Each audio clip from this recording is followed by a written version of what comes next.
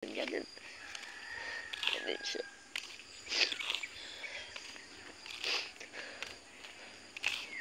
Marami akong mamimiss. Marami kaming mamimiss. Good morning, guys. Andito tayo ngayon sa Tayabas. Ayun nga, alas 6 na lang mahigit. Hindi na ako nakapaghilamas kagabi. At ipapakita ko sa inyo yung mga pinsan ko. Dito sila natulog sa labas. Tingnan natin kung mayroon pang tulog dito. Bakit parang mayroon pang dalawa?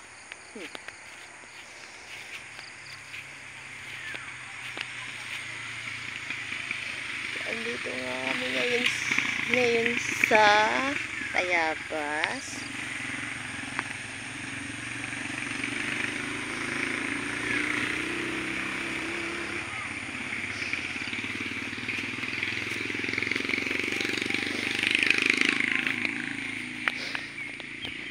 Check natin kung sino nandito.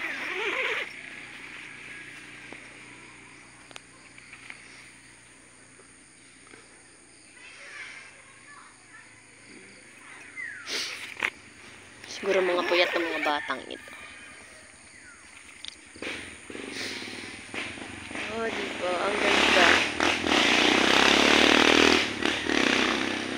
Napakaganda, maaliwalas.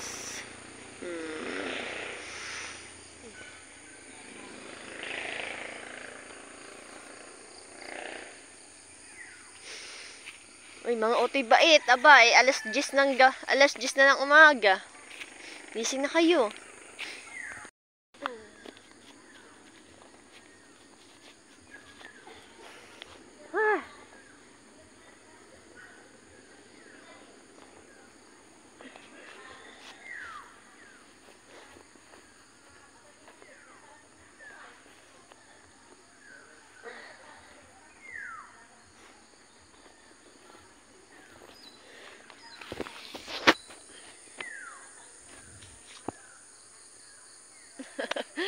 Grabe, hagad na hagad ako. Walang hilamos-hilamos kagabi ay.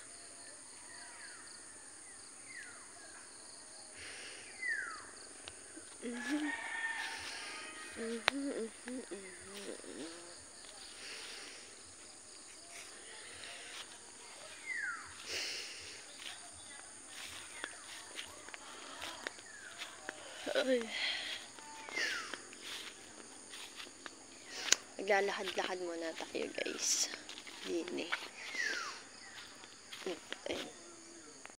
Nagtataka kayo, guys, kung bakit at nandito ako sa Tayabas. Biglaan to, guys, kasi kahapon nasa work pa ako sa Pagbilao. Pag-open ko ng messenger is, yun nga, nabasa ko na wala na daw yung lola namin, yung nanay ng tatay ko. Agad-agad kami pumunta dito kasi noong una hindi pa kami naniniwala kasi sobrang lakas pa niya. 81 years old siya pero sobrang lakas pa niya. Alam mo, nakakalungkot kasi yung nalaman ko talagang iyak ko. Ay, medyo magapang yung mata ko. Tapos pungang-punga ako. Nagulat talaga ako kasi love na ayan ba yan? Kasi love namin yung lola namin yun. Kasi nung bata kami talaga love din kami nun. Naalala ko pa nung panahong bata pa kami na nasa Pagbilao kami, tapos nandito siya sa Tayabas every week. Basta isang linggo pumupunta siya sa bahay sa amin kasi doon kami nakatira. Pero iba kong mga pinsan nandito sa Tayabas, kami lang yung nakalayo sa Pagbilao. Kami lang nasa Pagbilao. Pumupunta siya doon para, ay grabe, hagad yun akong pansinin, hay mo. Pagkahagad ko, pumupunta siya doon upang bisitahin kami, ganyan.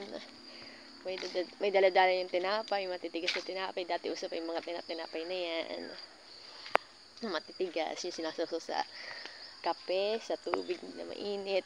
Tapos may dala na yung mga gulayin. Kasi dito sa Linang, marami ditong gulayin talaga. Eh, syempre kami, sabi kami sa gulayin, lagi may dalang langka. Alam mo, magdadala yan ng langka.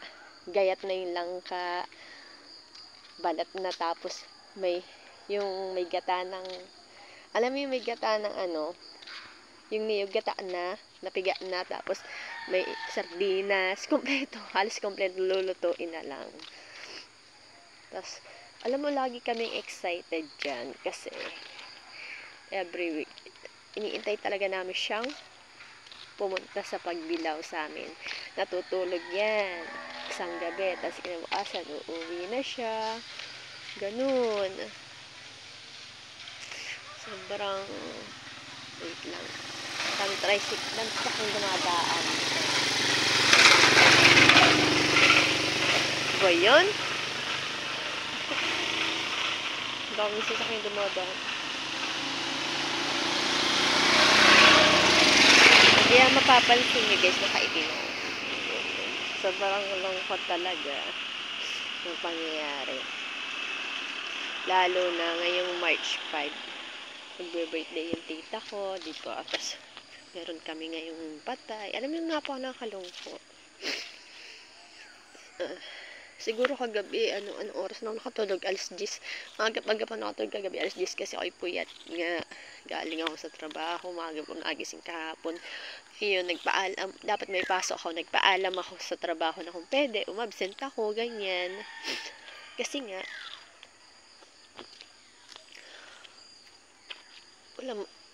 kami lang nandito.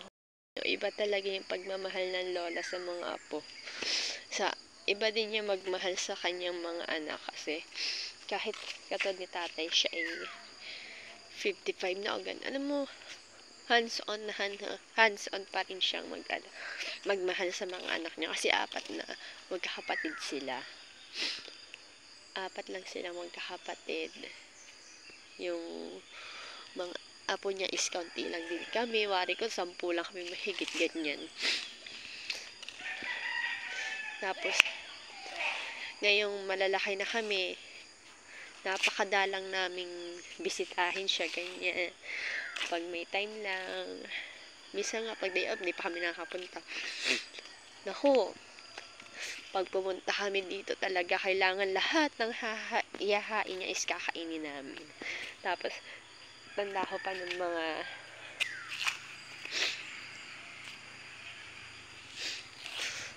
ano ba yan? Dami na sasakyan. Imot na imot ka na. Tapos dami dumadaan sa sasakyan. Tapos, asa na nga ba? Ngayon, nawala tuloy ako. Lutang na lutang talaga ako ngayon.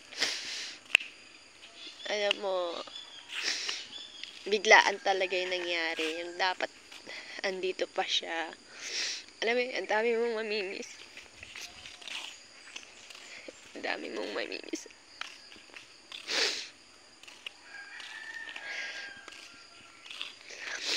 Kahit mataray siya, kahit pag yung taray niya kasi may yun, papayuhan ka. Ano yung tama't mali, ganun. Ganun siya.